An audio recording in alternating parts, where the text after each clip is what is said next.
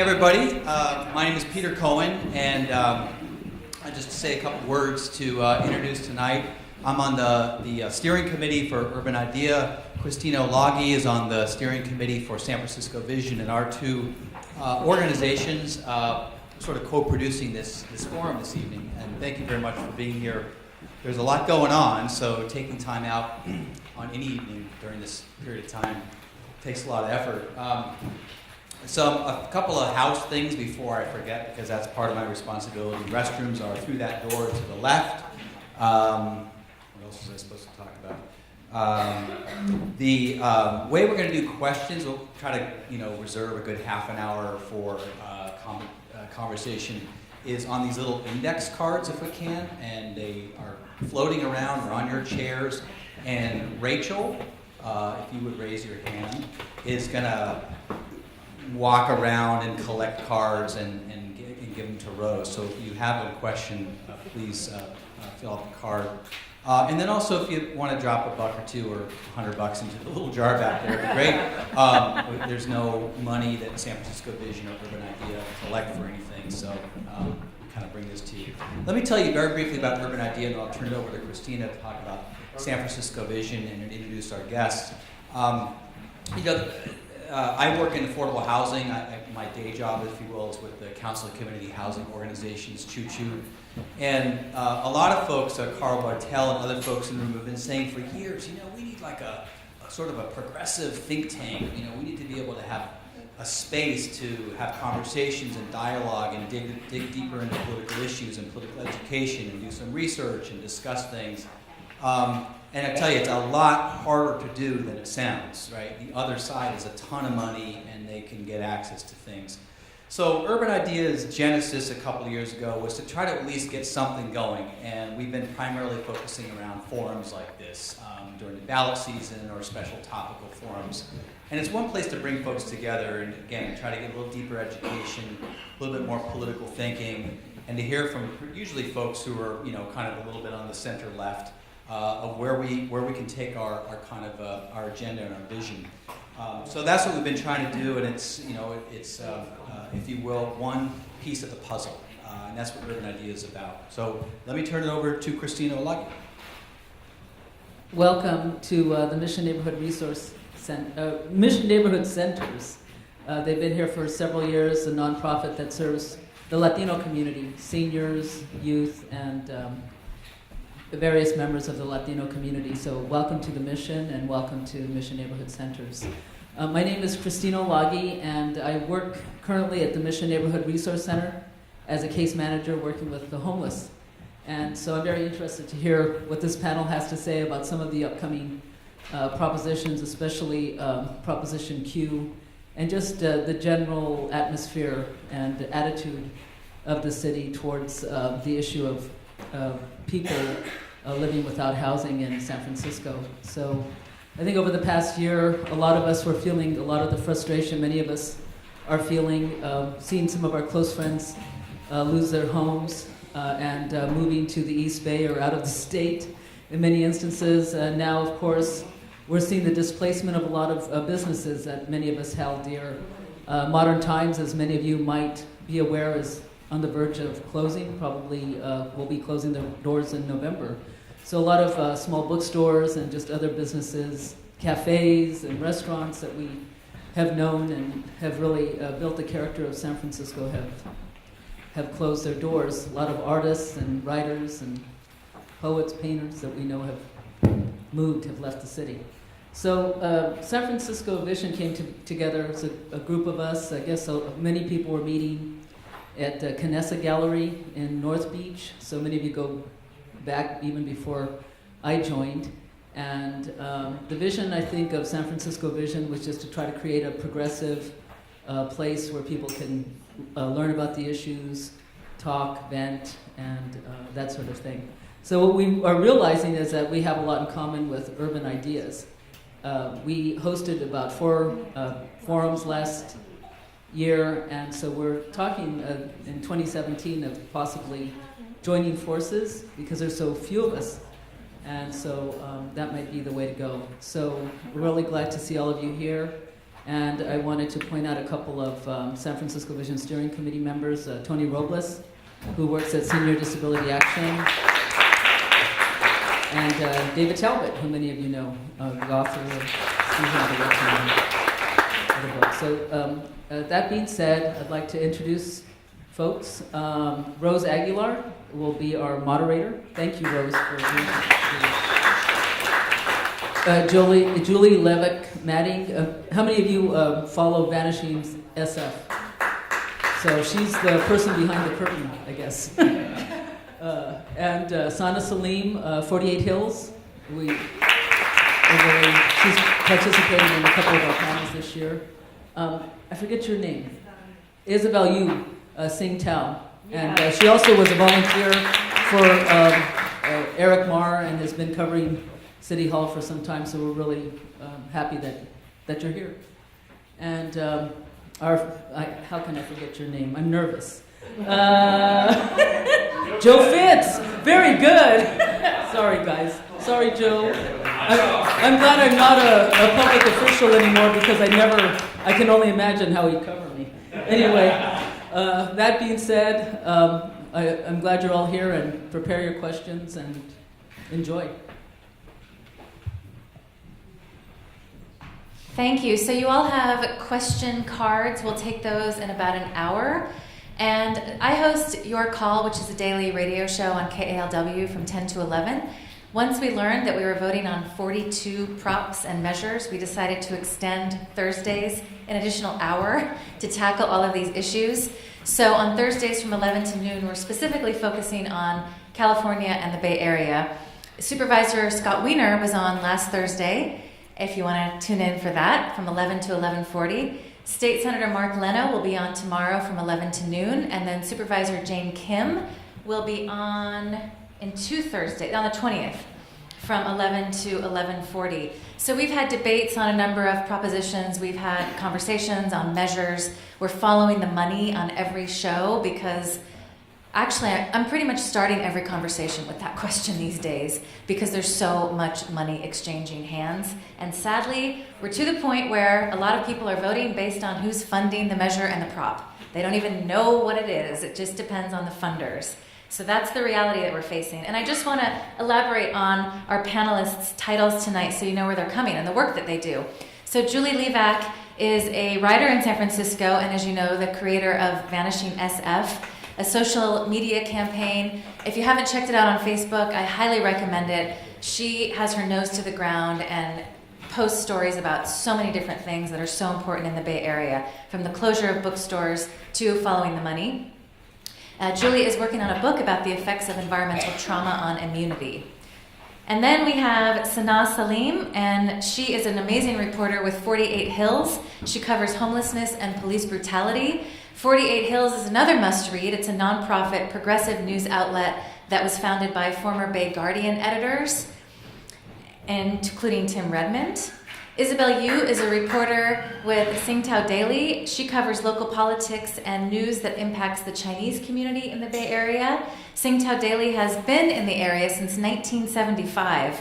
The daily paper is published in traditional Chinese. They also run 2 radio stations. And Joe Fitzgerald Rodriguez was the last staff writer at the San Francisco Bay Guardian. He now writes the San Francisco Examiner's political column On Guard, where he says he outs the dirty laundry of politicians in power and gives a voice to the progressive left. Yeah. So thank you all for joining us tonight.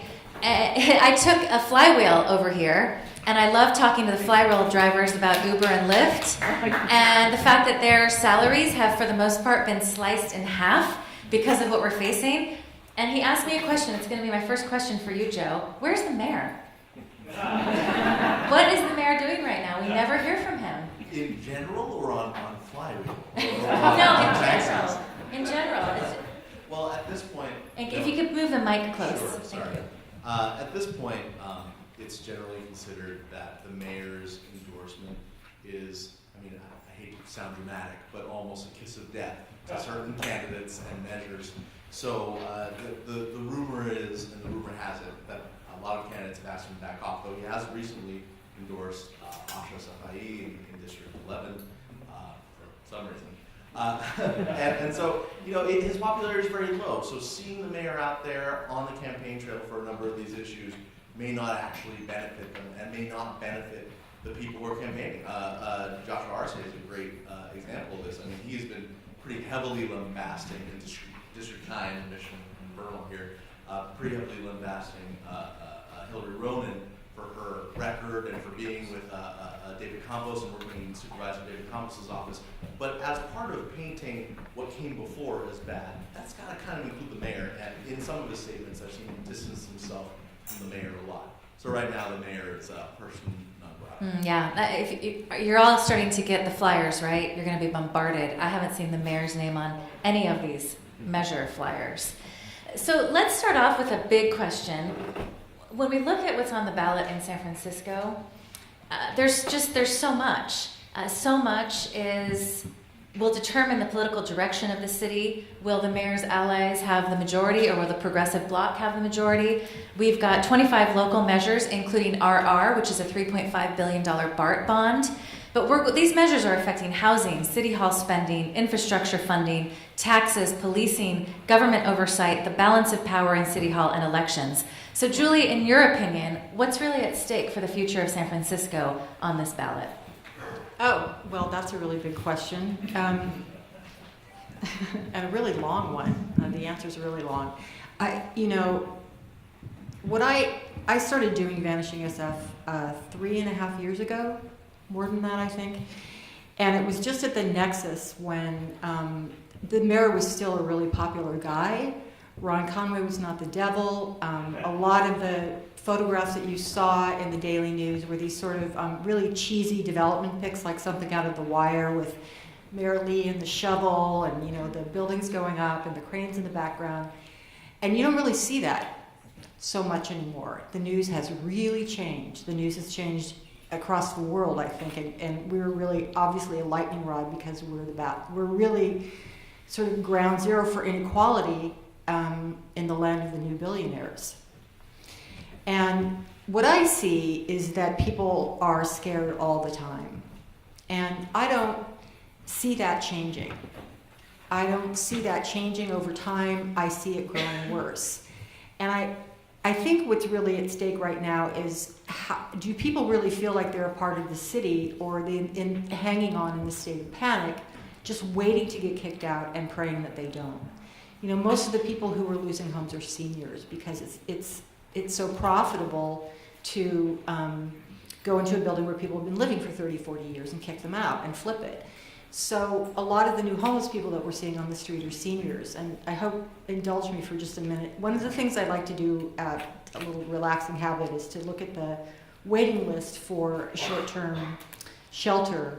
And I think what I looked a couple of months ago was a little over 800, which is just terrible. It's a 6-week waiting list. Now, as of yesterday morning, was 910. And almost half of those people were 50 and over. So this picture that we often seem to have, or that I like to say the other side, the backers of Prop Q and R, there's a lot of billionaire backing of Prop Q and R, by the way. Do people know what that is? It's the anti-homeless measure. They're billing it as housing, not tents, but of course there's no housing. And then it's backed up by R, which is the policing. So what they're not really talking about is the fact that this is an aging population who's ending up on the streets. And when I said, half were over 50, over 30% were in their 60s, and another big chunk were in their 70s, and there were a handful of people in their 80s. And more, this is what's happening. I talked to a friend of mine who works with the homeless population. She talked to a man today who, he's 62 years old. He lost his housing recently because his roommates, who were the master tenants, lost their housing. He had a stroke a couple of months ago. He's not in good health. He was able to stay at General and extended nursing for a little while, but now he's just back out on the street. So we have all of these people, all of these Asian people who are back out on the street, and I think what happens, and what I hear from people, is that they read those stories, if those stories ever make it. Most of those stories never make it. and they feel like that could be them. I think the difference between us and the billionaires is they never think that could be us. And I think people like Mark Farrell, Supervisor Mark Farrell, who sponsored this measure, and people like Scott Wiener, who are backing it, never think that can be us. And so what I feel like is most at stake is whether or not people are going to feel like they have a home in the city anymore. Well, since you brought up Q, Yeah. are most of you familiar with Q? So San Francisco Public Press has an amazing guide, and I highly recommend you check that out and share it. And so I'm getting a lot of my information from them. So this ordinance, Prop Q, would make it illegal for people to pitch tents or similar shelters on city sidewalks. It was placed on the ballot by Supervisors Malia Cohen, Mark Farrell, Katie Tang, and Scott Wiener. And just a couple of days ago, Mission Local had a piece, Billionaires Back Bid to Ban SF Homeless Camps. And according to this piece, it is supported by venture capitalists William Oberndorf, Michael Moritz, and Ron Conway. Oberndorf is a Mill Valley-based investor, spent more than $1.5 million this election cycle in support of Jeb Bush's race to win the Republican nomination. Moritz is a venture capitalist. And then most of you are familiar with Ron Conway, and Joe, you can tell us more about Ron later in the show. So at $1 short of 50 grand each, the three contributors account for more than 60% of all total funding for Measure Q. Joe, you've been working on Q. Can you give us an overview? Q is useless. Is that a good overview? Q essentially would give make tents. It seeks to make tents in some ways illegal, and then in place of tents to offer people home or shelter, right? For police to offer home or shelter. The only problem with that is even if you do manage to get someone who is homeless into a shelter temporarily and confiscate their tent, they're sheltered for some temporary amount of time, and then they're back out in the street. They're back out in the street, and they no longer have this tent. Now, people will say, and Scott Wiener and others have said, well, it's just inhumane to let them have tents and to live in tents. It's inhumane to have them live in the sidewalks like that. But you know what? It's inhumane to put them back out on the street without the tents afterwards. Because then what do they have? What do they shelter themselves in? Not a heck of a lot. So Q, you have to understand the political backing behind Q, why it exists in a kind of a political sense. In a political sense, a lot of voters are low information voters. They don't get in depth. You all here are here because you guys actually care about either the city or politics or what have you. You're engaged citizens. But a lot of people aren't. A lot of people will only hear that ad they hear on TV. And to them, the people who are backing Q, like Mark Farrell or Scott Wiener, they're going to be their hero because they're going to be the ones doing something about the homeless, even if that measure doesn't really do anything of use. But it bolsters their image, much like Gavin Newsom was bolstered by Care Not Cash when he was running for mayor, when he was mayor. So in that same way, many are viewing it as kind of a craven political trick to bolster some people's political careers. Isabel or Sanaa, do you have anything to add on Q? Yeah. Can you grab the mic? Yeah. So I definitely, agree to a lot of what you guys were saying. So I think what's important is especially on the cabinet issues, that is why the race between Scott Wiener and Jane Kim has been so important. A lot of people pay attention to that because both of the candidates really embodies the moderate ideal and the progressive ideal. Scott Wiener is one of the co-sponsor of Proposition Q, and Jane Kim is opposed to the proposition. So I really think that that's why a lot of people are paying that much attention to the race. That's one thing that I want. So I'll preface with my comment by saying that I'm really glad that I'm here, but Tim should be here. So whatever I'm saying is my limited knowledge of being in San Francisco and reporting for the past 7 months. So I'll agree with what Joe is saying, what's been said before, but I also think that it's a political maneuvering tool. But if you see some of the Scott Wiener ads, campaign ads, it's also a way of creating a wedge between what the progressive candidates are saying, and some of the ads that are being run are horrific in many ways. But some of them say, "Oh, Jane Kim wants people to tent outside your home," and that's part of the narrative that's being built around people that are homeless. And the kind of thing that irks me as a writer, as a journalist, is the way that the words that are used or chosen to frame these propositions, they're calling them quality of life issues. And essentially, like Joe said as well, quality of life issue is when somebody suffering from a mental health disorder has not been provided adequate medical help and has been forced to live on the street and exposed to even further triggers. That's a quality of life issue. The quality of life issue isn't the fact that they're poor people, and now even increasingly working class people and older people that were here much longer than any of us are now being forced to live outside their home. So it's sort of like political maneuvering and a way to build on an already hateful narrative around homeless people and further criminalizing poor. And on that note, we have an announcement to make about something. Hey, we have a happy announcement. I mean, we were talking about before we all got up here. I don't know if you guys have heard, but C.W. Nevius, Chronicle columnist, has announced that he is retiring.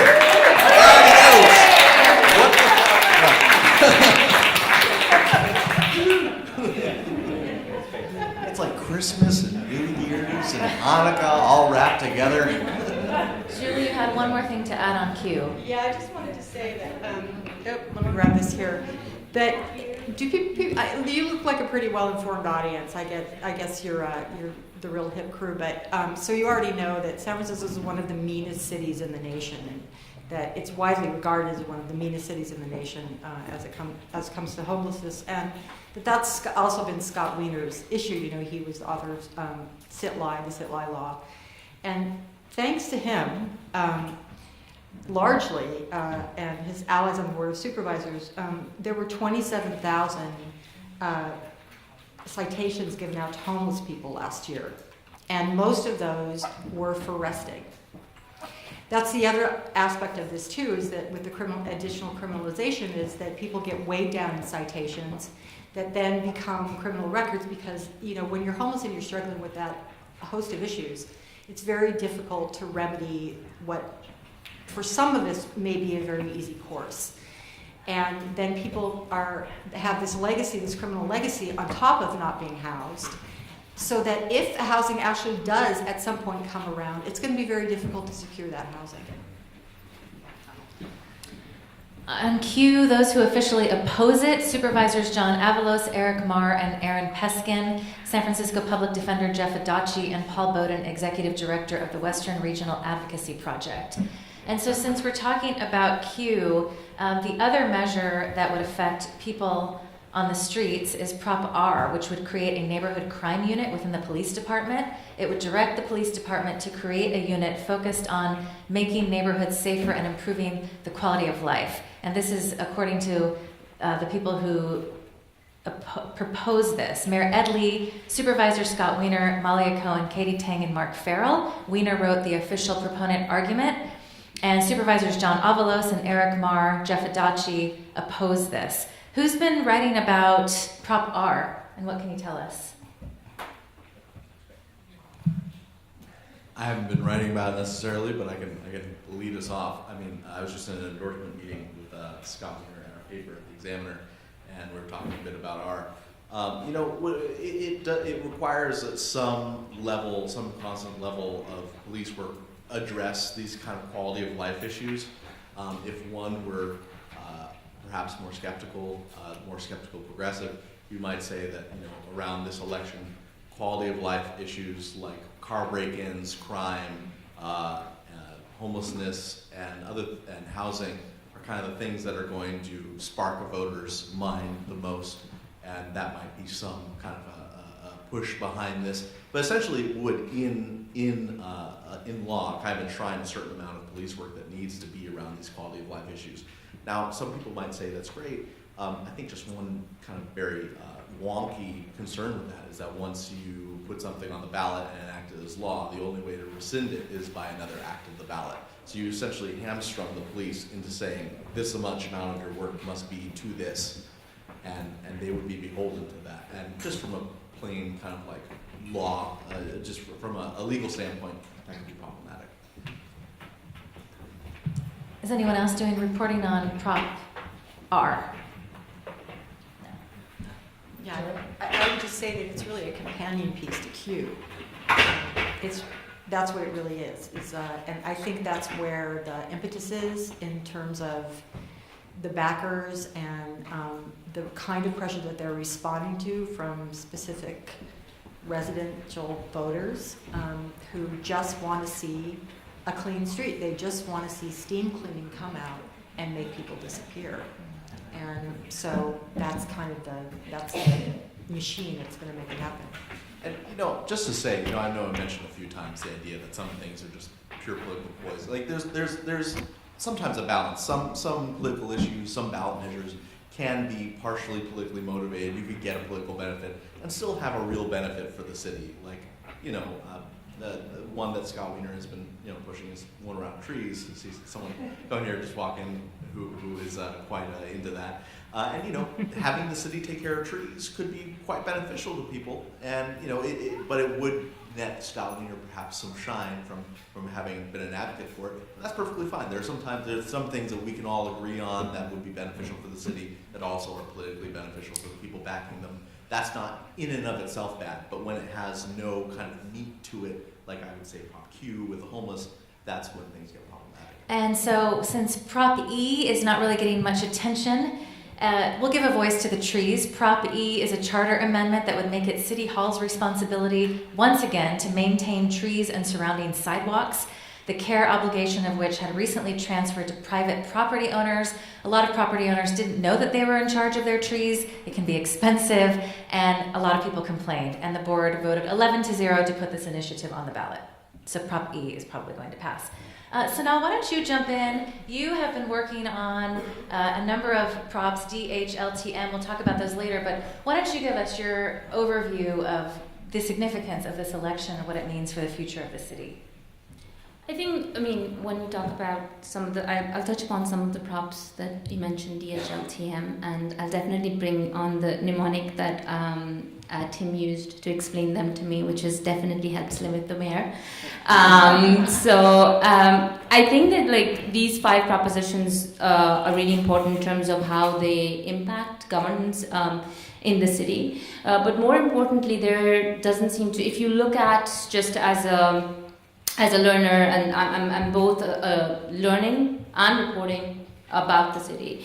And so if you look at media, national media or local media, there seems to be so much focus, and rightly so, on the fiasco that is the national election, that there's not that much focus on what's really happening in local elections. And some of the participants panelists before have mentioned that there are so many propositions that the fear then is that are people just going to vote yes or no, or just abstain from voting? But some of the measures are important, and I'll touch very briefly. Proposition D, specifically for some reason the San Francisco City Charter allows the mayor to appoint a supervisor directly should the position be vacant, and so Proposition D seeks to limit that. Proposition D seeks to ask the city to conduct an election within the 180 days if a supervisor seat is vacant, and the person who would be appointed temporarily in that position up until the elections happen is not allowed to run for election. As I mentioned before, definitely helps limit the mayor. It's one way of, and Joe mentions, it's one way of sort of limiting the power of the executive and truly making the process more democratic. So that I definitely think is an important proposition to look into. And can I just mention, because I think this is important, the supervisors voted 6-5 to put D on the ballot. Voting for, John Avalos, David Campos, Jane Kim, Eric Marr, Aaron Peskin, Norman Yee. Voting against, London Breed, Malia Cohen, Mark Farrell, Katie Tang, and Scott Wiener. And there's a pattern that you can sort of sense on how that. sort of works or doesn't work. And and I mean, this was mentioned before that it seems that anything that the mayor touches is poisonous, and people want to steer clear. Even people who seem to be in the mayor's camp seem to steer clear of that, which I feel really bad for him because he must not be enjoying his job. And then there is Proposition H, which asks for a public advocate, and this was supposed to be a much more, critics would say it was supposed to be a much more bureaucratic process because progressives for a very long time were fighting for a more robust public advocacy position in City Hall, which would require 25 people to work under the public advocate's office, and much like what we see in New York. And again, the sense is that the very fact that people this is this is on the ballot, and that there is a sentiment that there needs to be additional oversight on top of oversight that already exists or supposedly exists, to me speaks for the fact that people have or are losing faith in the executive office and in City Hall and in a lot of supervisors as well. So that's important. L, I wouldn't dare speak about L because Muni King is here, so he'll speak about that. And then there are propositions T and M, which I think I'm taking too much time, but No, it's fine. And H again was down the line, same as last time. For Avalos, Campos, Kim, Mar, Peskin, Yi, against Breed, Cohen, Farrell, Tang, Wiener. So this would basically create an office and a city agency that's tasked with holding other agencies and officials accountable to citizens. Yeah. That includes the Officer for Citizens Complaint, which is supposed to be a watchdog on SFPD. And if by any chance you guys haven't read this report, you should definitely do. It's a brilliant report by a brilliant reporter, Jonah Olnam, on the OCC. And it explains how and why it's a toothless body and what its limitations are, how it's perceived. It's a very detailed analysis, again, and the Sunshine Task Force as well. So that, I'm not speaking on L. And T, again, as it's been mentioned before, the sentiments that exist within the city, that it's not being run by the mayor, it's been run by Ron Conway or the big money, Airbnb or Uber. So T, Proposition T, hopes to limit the role of lobbyists. It hopes to prevent lobbyists from donating to a campaign if they have contacted the candidate or anyone affiliated with them within 90 days. There's a bit of a hitch here, which I think they'll face if it gets passed, is that it could also adversely impact not-for-profits that really does lobby, do work with candidates as well. And then M, I won't talk about that either because that's a very contentious, I think one of the most contentious issues in the city, and Joe from Mission Local is here and he keeps getting into those wars on Twitter. It looks at housing and development, which seems to be like an untouchable issue, a very polarized issue in the city. So I think that these are the 5 more important measures that people should be researching, reading on, and we need to be voting much more wisely on that. And also, if you're taking notes, KALW is going to put together a sheet where you can actually check off yes or no and then take it with you in the ballot box, since we have 42 things we're voting on, and just to try to make it a little simpler. All right, so thank you for that, Sana. And what would you say, Isabel? You have been focusing mostly on the Jane Kim Scott Wiener race and a couple ballot measures. You're also looking at P&U. Just based on the issues that you focus on, what would you say is really at stake here in this election? So I think from like DHL and M, you can actually see, like the voting record that you showed us earlier, you can really see where the board is split right now. So the progressive right now has like a 6-5 majority on the board.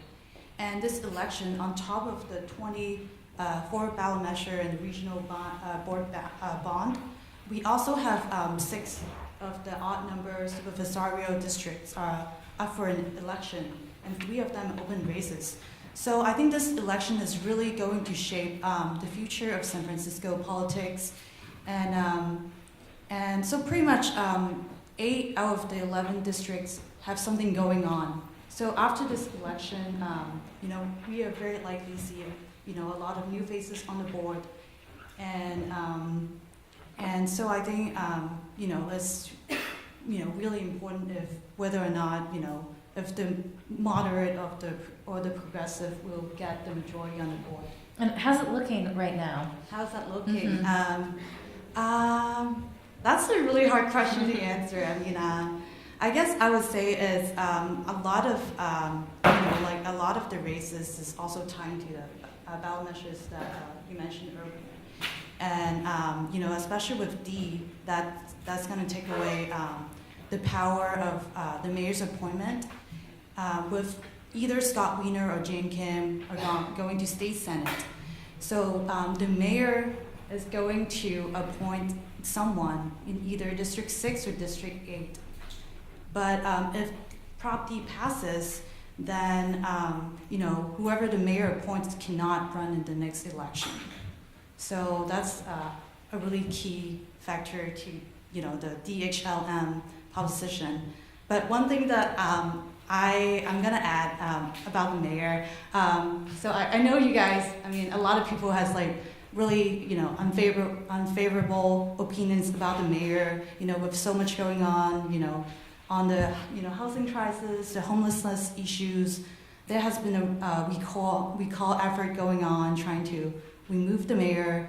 But as the first Chinese American mayor in the history of San Francisco, the mayor is still very well loved in the Chinese community, and a lot of people are actually within the Chinese community are gathering to try to defeat DHLM because they think that this is kind of like a referendum on the mayor, and so I think I'm just gonna bring. Yeah, no, that's interesting. So can you elaborate on that? Is there what is it? Flyers? Is it mobilization? And Oh yeah, it's mobilization. So after the recall effort came out, a lot of organizations within Chinatown, like within that week, I think every single day there's a rally, against the recall effort. Some people would even go so far and think that that is racist. We have, the first Chinese American mayor, and I think because like on one of the rally outside City Hall, there's this one woman, was like yelling some really racist chants. So I guess that really sparks, a big, controversy within the Chinese community, I mean, recently there's been a couple rally that is, against DHLM, that's, they think that, it's political, it's with political motives that, now, a lot of these issues were brought up before, the vacancy appointment has been brought up a couple times, on the board, but it failed to pass because back then we had a moderate majority. And now, like with the progressive on the board, people are really trying to move things forward that they think would bring more accountability to City Hall and more openness and we'll talk about those. Oh, Joe, do you want to jump in? Yeah, I think that we've been talking a lot about DHL&M, and we've been kind of getting really kind of into the weeds about it, which is great because I think it's really important. But I think we need to take a step back and talk about what they kind of mean. Those measures, all of those measures, are really about power. How much power does the mayor have of San Francisco versus the legislative body, the Board of Supervisors, versus the creation of this new public advocate versus the people, really? I mean, the only chance we have to disagree with the mayor, really, is to vote him out of office. And, in some ways, that power has been truncated a bit in recent years. We saw with the amazing backing of tech billionaire investor Ron Conway, they were able to wave that money in the face of any potential runners who were going to run against Ed Lee and say, hey, if you cross Ed Lee, we're going to have like millions of dollars in independent expenditure dollars that we're going to spend against you, and you're going to be crushed. We are going to crush you. That was basically the message sent to Mayor Ed Lee's opponents. So there wasn't really a chance to get him out of office. But there are many powers that the mayor's office in San Francisco has that mayors in other cities don't have. That appointment ability to the legislative body, to the Board of Supervisors, which in anyone's mind really should be a check. If you disagree with the mayor, if you don't like what the mayor's policies are, you should be able to go to your board of supervisors and go, okay, I'm going to elect someone there or get someone on that body so that we have a majority that can put him in check and have an opposition to him, perhaps. Or at least, have a tension so that when you have legislation you're working on, you have to negotiate.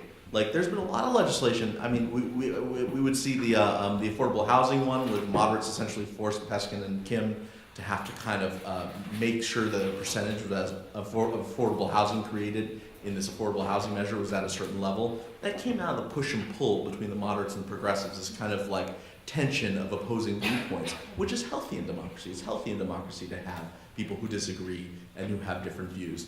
But when you have a moderate majority board and a moderate mayor, you don't really get that same tension. So the mayor's ability to appoint people there, and appointments are very strong. It should be noted for those who aren't like keenly watching, the appointment ability is strong because on the whole, and though there are some exceptions, notable exceptions who might even be here in the audience, sorry, mostly when you're appointed, you get reelected. The power of incumbency for an appointed official is very, very strong. When you're appointed to that position, it's going to take some weighty opposition from people who want to get you out of a supervisor seat. So that appointments measure D is very important in that way. And having another way to put a kind of a push and pull on the mayor, and not only the mayor, but on different departments who may need to be checked up, makes a public advocate a very strong position when we have a strong mayor system. And I was just on a little panel with Willie Brown, former Mayor Willie Brown. He was like, we don't have a strong mayor system. I'm like, man, you created that strong mayor system. Don't disagree with that. Come on now. He's the guy who said, did he say that like, who was it? The commission appointments were like mistresses that have to be serviced. It was just amazing. You mentioned the citizens, the board, the mayor. What about special interests? Can you talk a little bit about that? What's striking you right now about people who are spending the most money, and who has the ear of the mayor at the moment?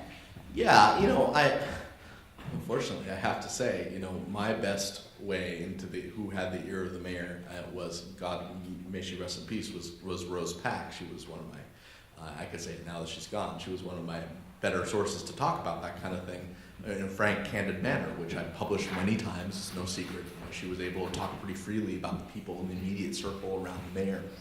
And what I think a lot of people don't know, I hear a lot. I hear this all the time. Like, oh, that mayor at Lee, he decided this, or he decided that, or he did this, or he did that. But no one talks about his lieutenants. No one talks about his chief of staff, Steve Cava. No one talks about, the people in his office underneath him and immediately around him. What Rose Pack, community organizer / power broker, depending on who you ask, used to call his baldies. Tony Winokur and Steve Cava, and they exercise quite a lot of influence over the policy, so Rose would say, and others would say on background, over the mayor's policy. So when you're disagreeing with the mayor, you're really also disagreeing with this upper echelon of city staff who've been in the mayor's office since the Mayor Brown administration and carry with them all this weight. So no one talks about them, no one elects them, no one puts them in those positions, and yet they continue to stay in those positions of power, maintaining that viewpoint, maintaining that power. It's something that we don't have a conversation about enough. Would anyone else like to jump in about power and influence in City Hall? I have a question for all of you, and this is, I'm hoping somebody will back this up also, but it's been my understanding in the last couple days, noticing that Scott Wiener is not placed in the voter guide, in the voter handbook. And my understanding is that the reason for that is so he doesn't have to adhere to campaign spending limits. Have you all heard that?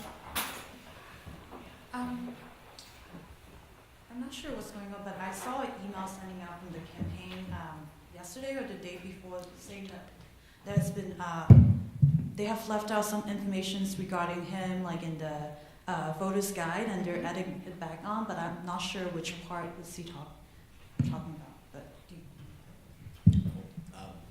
I haven't really, I am aware of the fact that he didn't agree to that in terms of public spending, so that he was left out of the voter guide in that regard. But there was also there was also a number of state and federal people that he listed that were also removed. So I haven't really looked into it all that much, to be honest.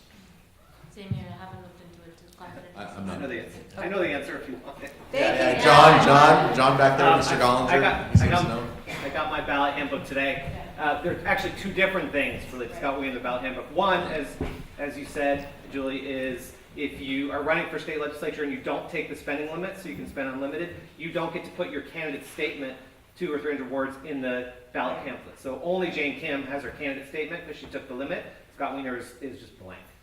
Second issue is related to that. The state Democratic Party and the state party endorsements, who they endorsed on the state level, are listed. And for whatever reason, the handbook, when it was printed, omitted Scott Wiener and a few other people. So we got a separate flyer. I got my ballot handbook and then a separate piece of paper from elections that said, oh, by the way, all these people are endorsed because Scott Wiener was endorsed by the Democratic Party.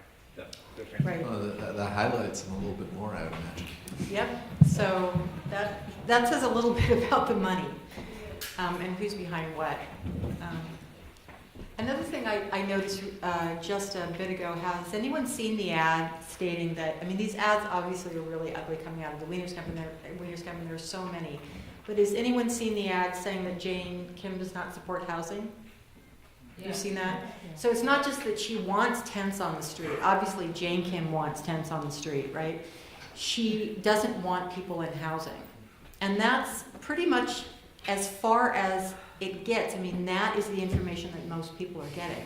So I think one of the things that is most at stake here is voter education, because the number of measures on the ballot, I mean, how many people actually know how important the specific measures that we're talking about are? How many people know how important the public advocate measure is? And if they've even heard of it, do they know that it's a really common thing? There's been an operational public advocate in New York City for some time now. I know that thanks to the Examiner, that the public advocate from New York ran an editorial recently discussing what it is to have a public advocate in the city, and that's really helpful. But I think one of the things going on here is that when there's this much money behind a campaign, and the situation that we're in now is really like this. It's really like, come ahead and we'll show you. I mean, SF City and the power that Ron Conway has and the power that these huge tech billionaires have is to essentially dare anybody to say, sure, put this on the ballot, but if we think it's big enough of a threat to the mayor, or if we think we don't want Jane Kim at the state legislature, we're just going to figure out a way to put more money than you possibly can at the grassroots level into this. And so that most of the people are going to see this really simplistic advertising that only lands on the visceral level. I will Go say ahead. for the no on DHL and M, kind of more on the mayor issues. Remember the Baldies I mentioned earlier, Winokur and Kava? Winokur took a leave from the mayor's office to run the anti-DHL and M campaign, which I find very telling. Yeah. Is there any other behind-the-scenes information like that we should know about? Like conflict of interest type things? I mean, there's just so much. And there's so many things being thrown out now about funding and who's running what campaign and who's consulting with who. Can you give us some Sure. facts? Funding could be its own kind of talk in and of itself, but I think what's really fascinating as I've been looking through the campaign filings, I know Mr. Gollinger back there looks through them quite a bit himself too, is there's a lot more. I mean, we have Proposition T on the ballot to like limit lobbyist bundling and lobbyist donations. And while that's a problem, I mean, lobbyists will literally go to all of their favorite people. Oh, Richie Rich, Mr. Richie Rich, and Mrs. Richie Rich, and whoever. Can you just give me all these checks because I'm gonna, and all their favorite clients and this company and that company. Can you give me all your checks so that way I can, give them to this supervisor candidate who the mayor's office thinks needs backing, and then all of a sudden you've got like one lobbyist who's worth like $15,000 to $30,000 because that's how many people they have contact with and can bundle the checks. That's a very good way to stop that, Prop T.